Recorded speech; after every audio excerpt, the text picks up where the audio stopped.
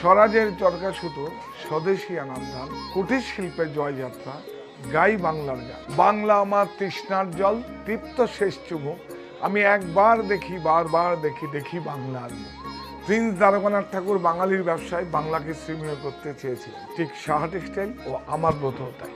Saha textile 51/2 Hindustan park আমার বাড়ি, হরিতলা বারাসাত, কাঁচরাপাড়া মণি এবং অনলাইন স্টোর বুনন, এখন আগরতলায় কর্নেল চৌমুহনী। নমস্কার।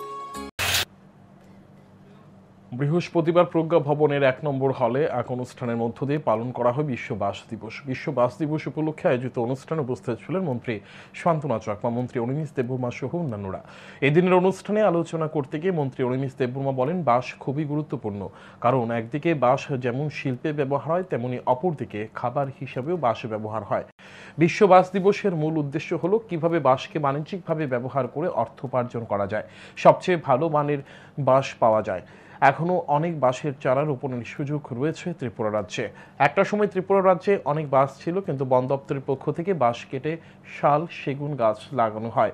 বর্তমানে বন দপ্তরের আধিকারিকরা বুঝতে পেরেছে বাঁশ কেটে শাল, সেগুন গাছ লাগানো ঐতিহাসিক ভুল হয়েছে।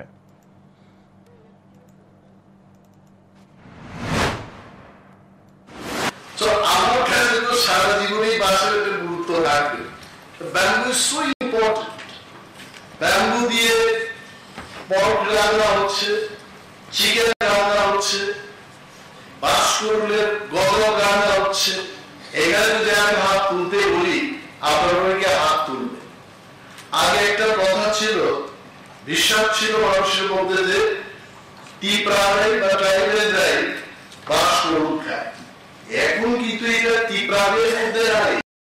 আপনি লেক চৌমুহনী বাজারে যাবেন, দেবনাথ থেকে শুরু করে মুখার্জি, চ্যাটার্জি সবাই এই বাঁশকুড়ুল খায়।